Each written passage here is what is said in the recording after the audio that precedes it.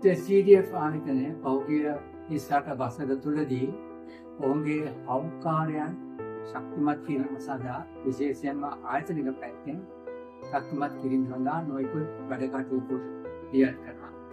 එයින් ප්‍රධාන එකක් වන්නේ ආයතනයේ ව්‍යවස්ථාව ශක්තිමත් කිරීම, ඒ වගේම ප්‍රතිපත්ති මාලාවන් සකස් කර ගැනීම සහ ආයතනයේ ප්‍රජාතන්ත්‍රවාදී පදනම් වූ තීන්දුව තීරණ ගැනීමේ ශක්තිය වර්ධනය කිරීම.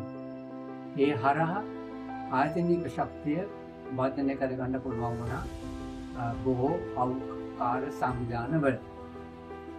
ඒ වගේම වැදගත් එකක් වෙනවා ස්ථිරසාර පාලනය ගැන අපි කතා කරනකොට මේ ආයතනයේ මූල්‍ය පදනම ශක්තිමත් කිරීම. ඒ වෙනුවෙනුත් CDF ආයතනය මැදිහත් වෙලා තියෙනවා. තවත් වැදගත් කාරණාවක් වෙන්නේ ස්ත්‍රී පුරුෂ සමාජ භාවය හඳුනාගෙන ඒ පාර්ශ්ව දෙකටම සම අයිතිවාසිකම් ලබා දීම අප සංවිධානය තුළ. ඒ වගේම පරිසරය සම්බන්ධයෙන් ක්‍රියාත්මක වීම ඉතා වැදගත් වෙනවා මේ කාලයේ.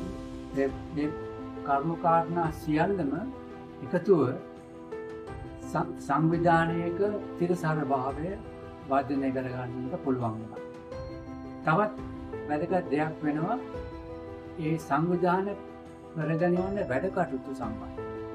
විශේෂයෙන්ම අපේ සංවිධාන ක්‍රියාත්මක වුණේ ප්‍රජාව බලසතු ගැන්වීමටයි, පරිසරය ආරක්ෂා කර ගැනීමට, ඒ ජනතාවගේ ආර්ථික තත්ත්වය දියුණු කර ගැනීමට, දුවදරුවන්ගේ අධ්‍යාපනය, සෞඛ්‍ය සහ ඒගොල්ලන්ගේ ගුණාත්මක ජීවිත ලක්ෂණ වැඩි දියුණු කර ගැනීම.